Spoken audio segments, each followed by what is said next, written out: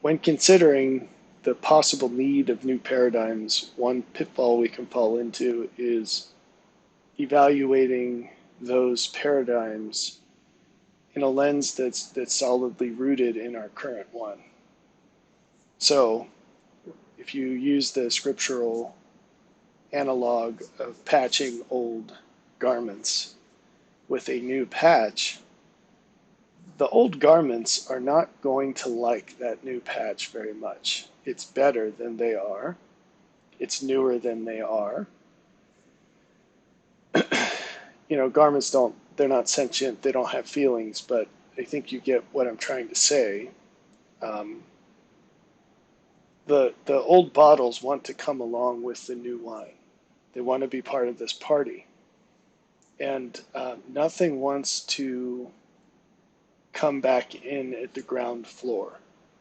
The problem is that everything is hierarchical and that each hierarchy is, in a way, it's scoped differently. And so in a way it's independent. There are things that can go with you and things that can't. But the whole thing needs to be changed out. And so this is one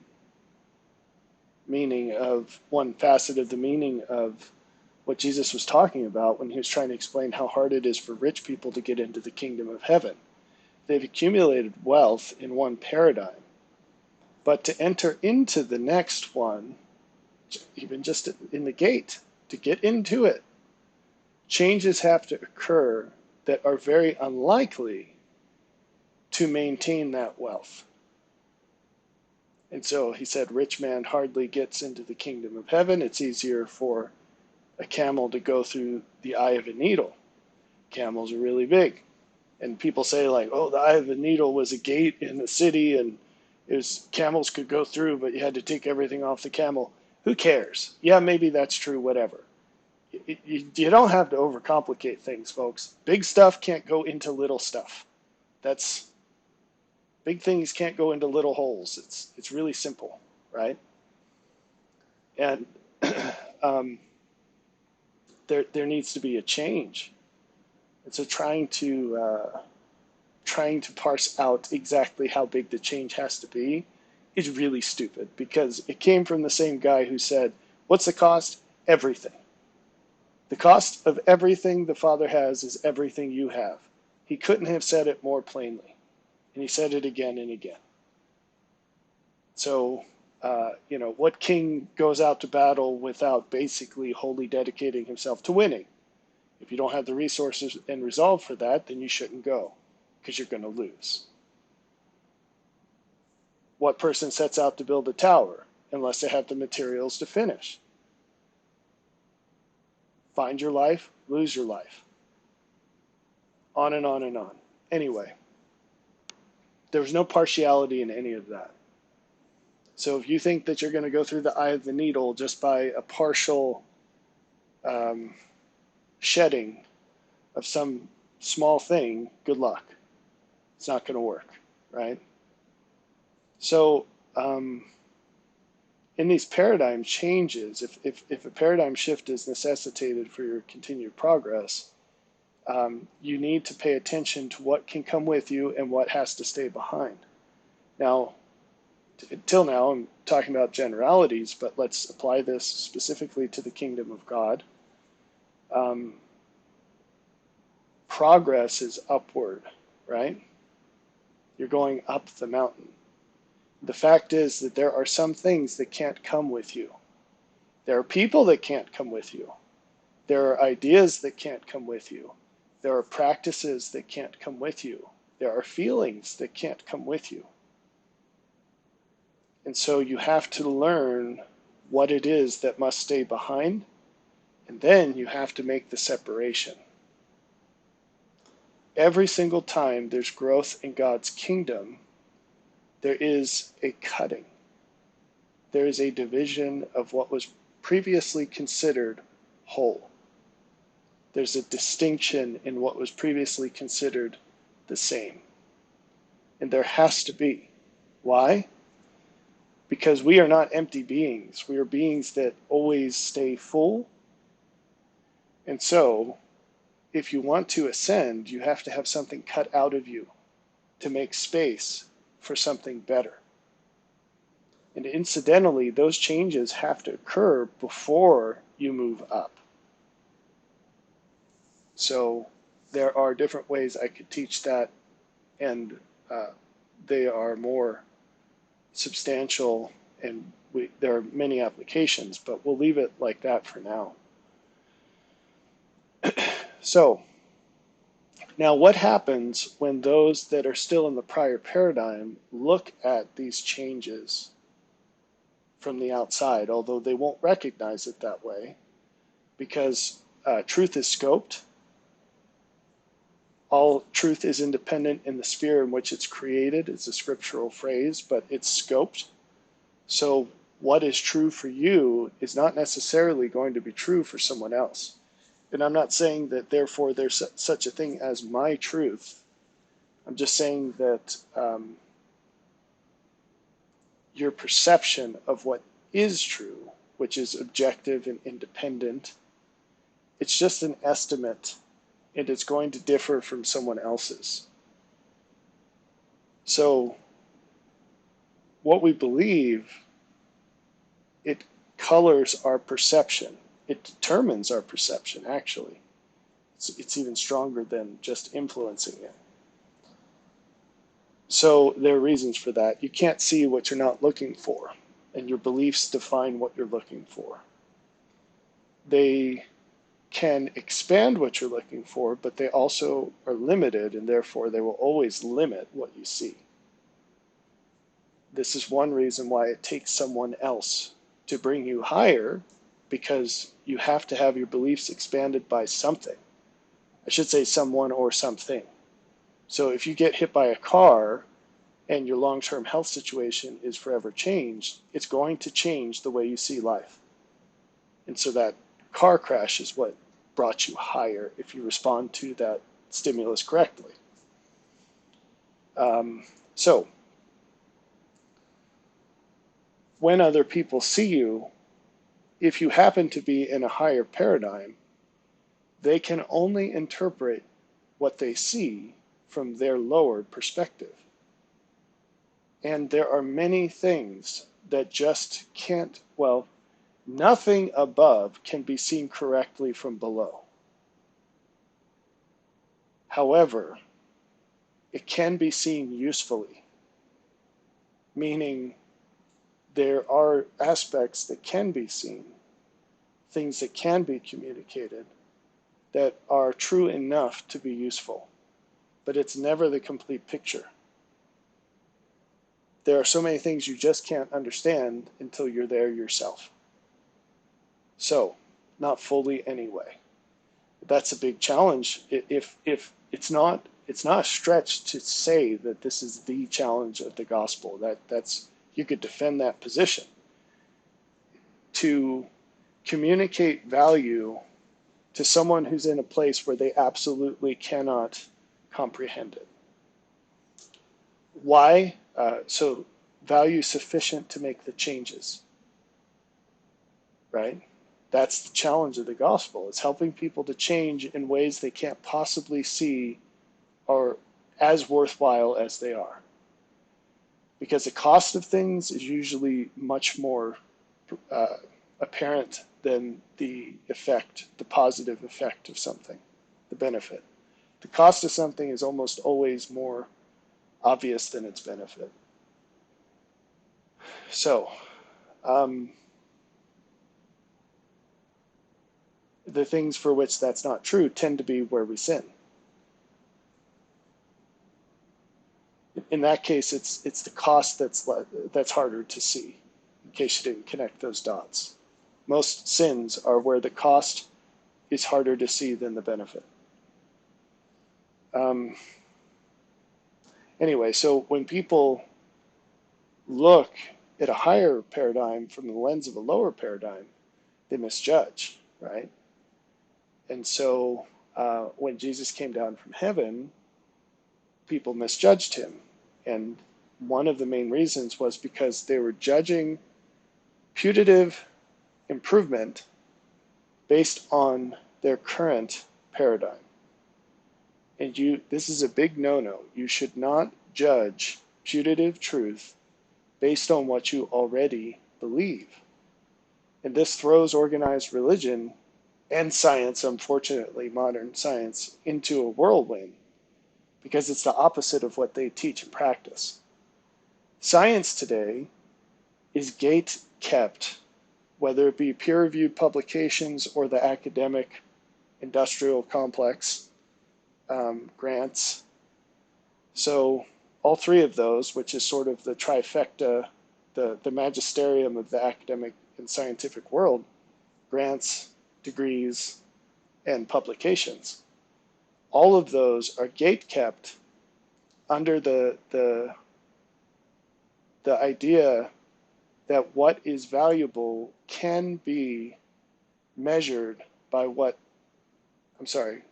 will be valuable can be accurately measured by what is valuable. In other words, anything that is better can accurately be measured by what we value right now. And so when you send in a grant, it's reviewed by a panel of people considered experts in the field, and their metric for judging is not, could this be better than what I did? It's, does this agree with what I did? It's the same for peer-reviewed publications. It's absolutely the same for degree examinations. So when you get a master's or a PhD, you have to defend a thesis or a dissertation, and a panel of professors are judging what you did based on what they believe is valuable from what they've learned and done. They do not evaluate that based on innovation as much as alignment with what already came before. They're extremely resistant to change. So, religion is no better. Most religions will tell you the way you know if something is true is by how much it agrees with, and then you've got some options. It will be what we've told you the scriptures say, or what we say, or what we do in this religion. So none of those things are metrics of truth. Truth is a question of value. How much utility is there? What is it capable of doing? What can it withstand? How much can it improve? Jesus didn't say, you'll know truth because it will match up with everything you believed before. He said in John 7:17, if you do it, you'll see why it matters. Paraphrasing, obviously. He said, those that do what I'm teaching will know that it's the Father's doctrine. Why? Because they'll become more like him. If you do it right, that's, we talk about experiments as repetitive processes where if you do the same things, you'll get the same result. Jesus did what he taught, and he says, if you do the same thing's going to happen to you. So, in fact, he said, I'm the way, the truth, and the life. The way, in Greek, it means the journey, the process. He said, I am the process. I have come here to show you the process. I'm living it myself. It's like that old commercial for the hair club for men, where he's like, I'm not only the president, I'm also a member. So, he's a bald guy, and he used the magic goo to grow his hair back. So that's what Jesus was saying as well.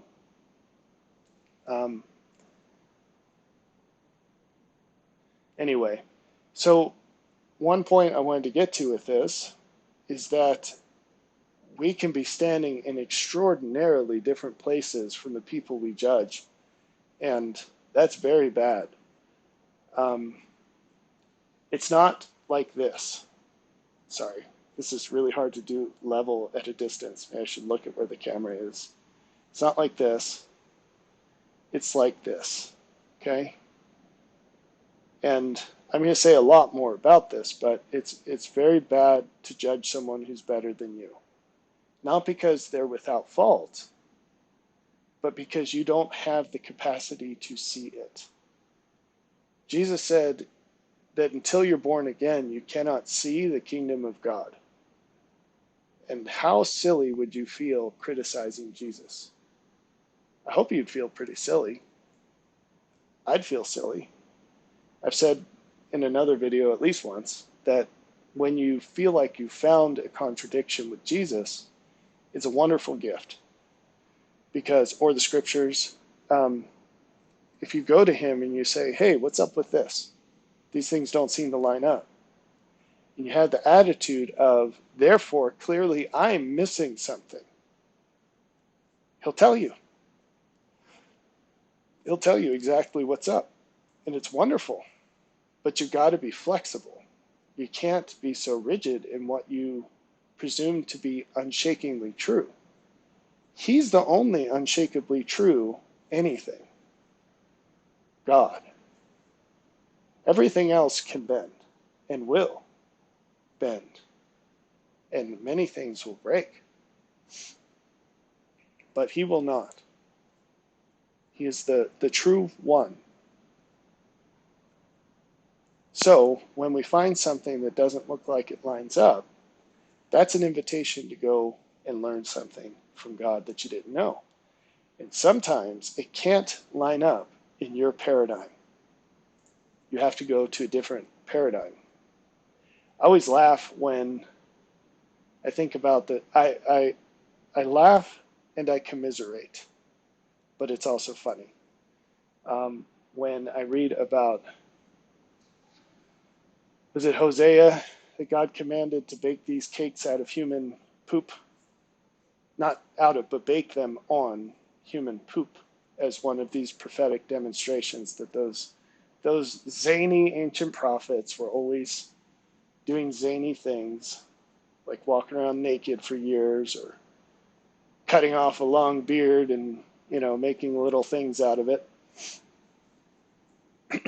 But anyway, this one prophet was commanded to make these cakes and bake them on human dung as a message, and God told him what he was demonstrating, and then he could tell that to the people. But it's so funny to me that the guy's natural response, it is very good to respond in stream of consciousness with God. Just be super sincere. I made another video about that because you're not going to hide anything. But he responds, and it's so funny. He's like, I can't do this. I've never eaten any unclean thing, because that's a violation of the law of Moses to bake food with human feces. So you can just see God going, fine, use animal dung, whatever. And I try really hard not to have those experiences with God where he helps me greatly with this. I think I've shared this point before. One of the last things I was afraid of,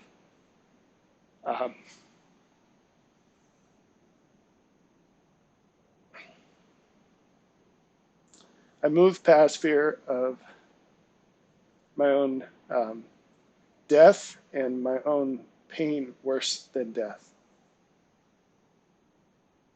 But one of the last things was fear of my family suffering.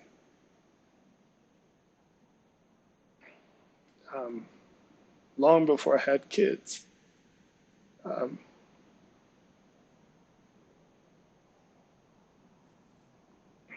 I had rooted my own purposes deeply in alleviating the potential suffering of a future wife and kids. When I was young, this is one of the things this is a purpose that got me through some hard things, some very hard things. And I said, as bad as this is setting a bar for how hard I'm going to try to make sure that my wife and kids never have to go through this. And so, as can be the case, and this is so on point, on topic with paradigm shifts, the very thing that can get us through what we need to get through right now can be completely insufficient for what comes later. No matter how good it is right now, it can be the completely wrong thing. It can be a stumbling block that will prevent us from going any farther later. And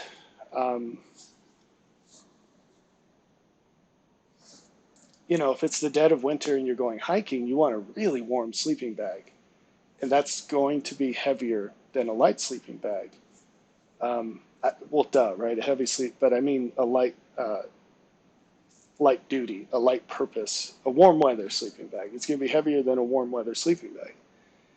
But if the seasons transition into spring, and you are going to get to where you're going in the summer, and you have to get there by the summer, then you need to just dump that sleeping bag, right?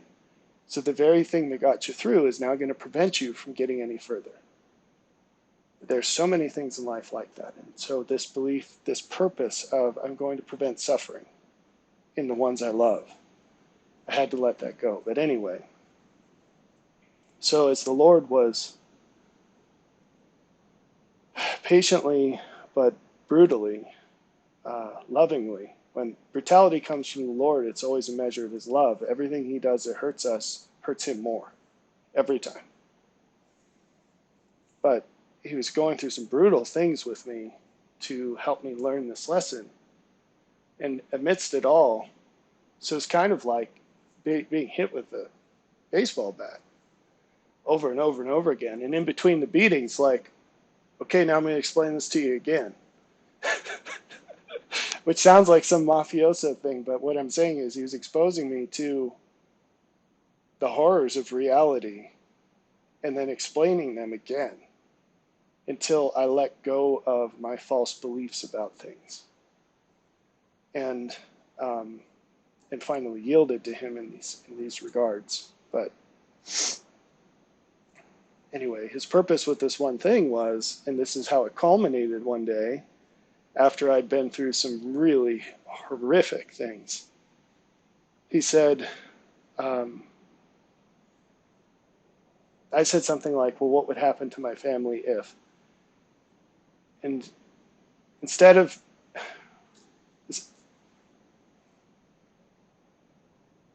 the Lord's got multiple levels of comfort. On one level, he says, shh, it's going to be okay. And that can be enough.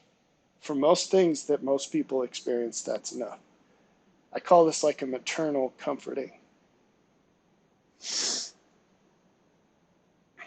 But what I really love about the Lord is that he's a father.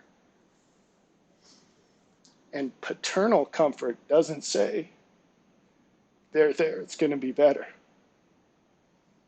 Paternal comfort says, it's worse than you think.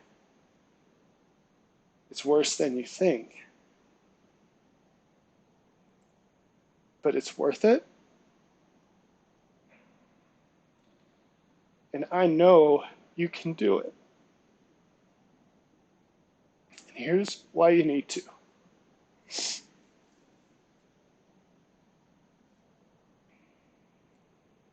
So in this case, what happened was, after he put me through this iteration of pain,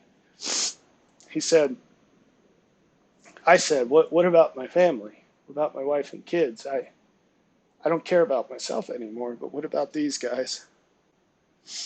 And instead of saying they're there, trust me, they'll be okay, he said, do you really think that anything you're capable of doing for their benefit can measure up in any way to what I can do.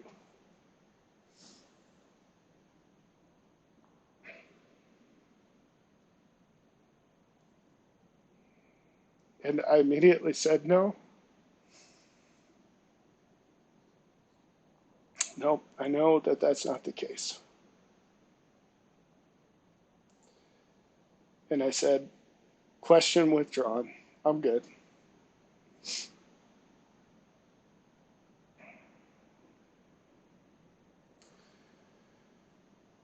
Anyway, I'm not 100% sure how we got here, but I know what I wanted to talk about, so I'm going to get back to that.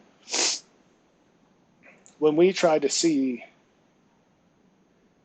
judge someone else in their paradigm from where we stand, we make a grave mistake. And this is why it's so important to learn to discern these things.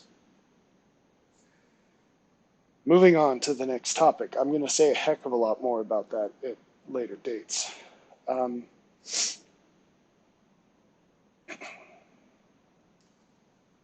Let me just give you the punchline. If you can learn to detect a higher paradigm, you've now got the fast track to adopt it. If you're approaching it from the perspective of judging it from what you currently value or believe is true or do or are, any of those things, you are on the slow track. You have an immensely long path that's going to include lots of unnecessary suffering.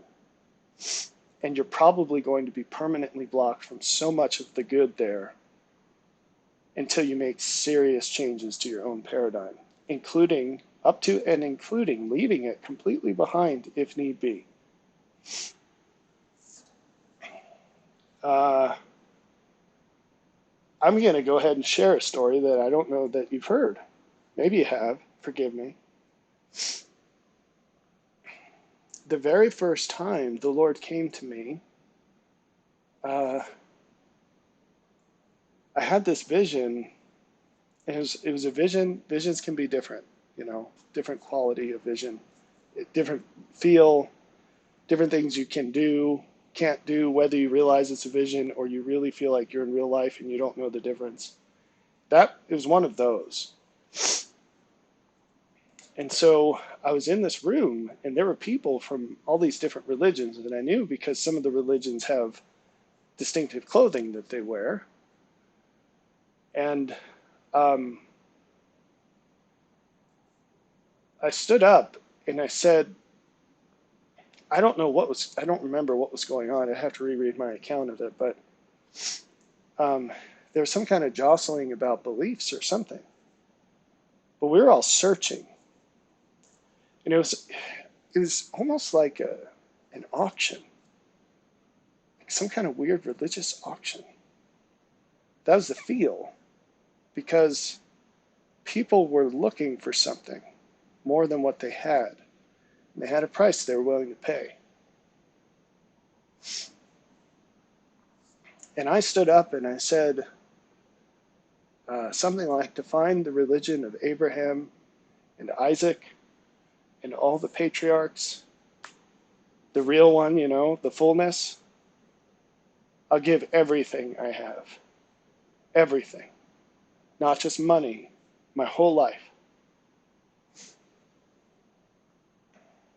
And that's when a transition occurred, which led to me meeting the Savior, face to face, for real. And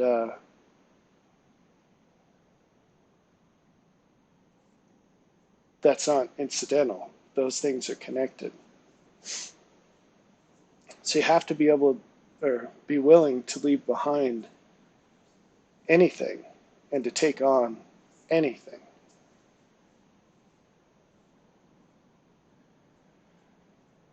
All right, culminating point. I guess two more points to make. One, you can't actually see someone's paradigm. You have to learn to discover it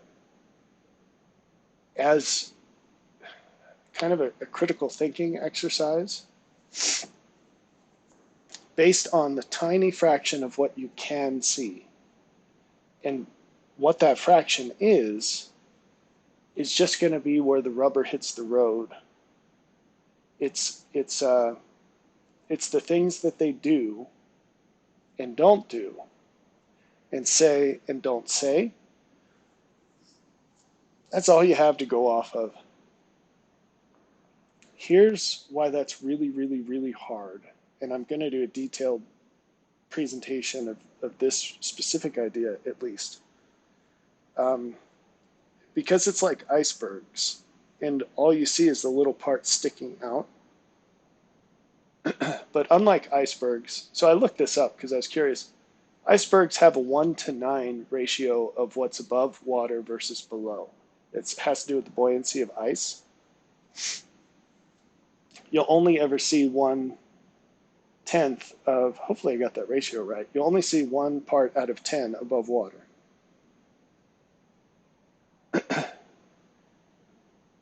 So as the iceberg, the visible part of the iceberg grows a little, everything else grows a lot. But it's still linear, that relationship, and this is where the analogy breaks down. And another limitation of this is that when you're looking at someone else's iceberg, you pretty much always see the same part. And so it's not actually getting bigger. That'd be kind of obvious. The changes aren't so obvious. Now, when someone tells you what to look for, I'm telling you, it's going to be like turning on a light in a dark room, and you are going to be floored. But until you know that, it's really hard to see these differences. And this is why people could see even the magnificent things that Jesus did and still write him off as some sort of scoundrel or blasphemer or just a holy teacher. So I look forward to the day when that's all really obvious, and it's coming. But people can do the same thing for very different reasons. And it's important to see that. It's important to know that that's the case. It's important to see what those differences are, to be able to discover them. So, final point.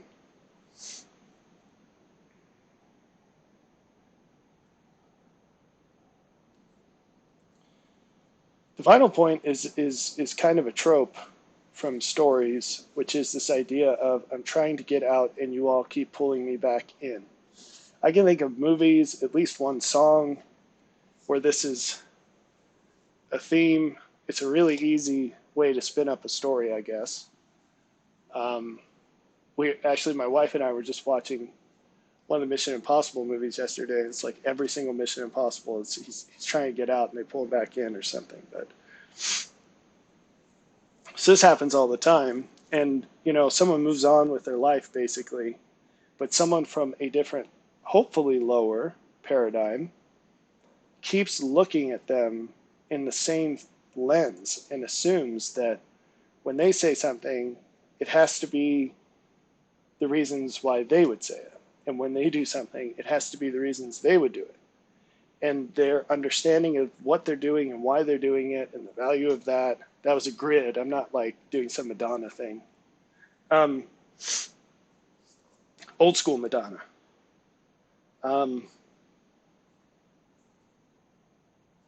Sorry, I'm just using all of my mental energy to not think of anything about modern Madonna. Glad I didn't eat a lot this morning. So I'm going to give you some real examples of this. And I'm going to speak from an LDS perspective because I know a lot of viewers on this channel are there. So it's a language that I can employ. So in the LDS world, and we could go through this with every religion. In the LDS world, there's a set of terms that are highly charged. When we talk about ordinances or temples or Um, I'm sorry. When I said ordinances there, I don't know why, but the way I said it made me think of that movie Cloudy with a Chance of Meatballs and the voice on the machine. That movie's a favorite of me and my family. It's super super witty. I think it's hilarious, but I think cartoon wittiness is probably right up my maturity level alley for humor. Anyway, cheeseburger. So ordinances, temples, authority, profit, tithing. These things I mean, you're touching an electric rail for sure whenever you say any of those things. But here's the funny thing is that all of those ideas have massive gravity for LDS or former LDS people. And so if you say anything that's anywhere related to that, they'll suck it right in and they'll grab it and they'll pull it down to the mat and try to pin it to their existing framework of this is what it is. So I want to zoom in for a second on authority because my man Jared wrote a comment about that on another video. I don't know when I'm going to post this, so maybe some time ago, but around October 14th, he made this comment. Might have been on the 13th because it's the 14th today, but I got up early. I don't know when he made the comment. So independent of the contents of that, I've been super duper clear, I think, about what my current best understanding of authority is. I've talked a lot about the authority of the scribes versus the authority of Jesus. And in a nutshell, what I've said is God's authority is his character. It's what he's like, it's what he knows, it's what he does, it's what makes him him. It's the set of qualities that make him unique compared to anyone else. And so as we draw near to that in how we are, we gain his authority. And so nothing about that comes from any of the things in the LDS world that they talk about. That should be some kind of weird theme park. I guess Temple Squares, they should rename Temple Square LDS World. LDS Land. Anyway, Saints Land. It sounds German. Yeah, so when people see what I'm doing and they're like, this guy's basically teaching a completely different theology. Yes, I am. But different from what? Not from what the scriptures say, not from what Jesus taught, not from who Jesus is and was and will be, but just what you think about him and just what you think the scriptures say. But yes, a totally different theology. So then they say therefore, and then they start latching on all of these residual implications, presumed implications from the LDS mindset. And they're basically, they're all wrong. And I've not said or done anything to connect me, to implicate me on those things, to implicate myself on any of that garbage.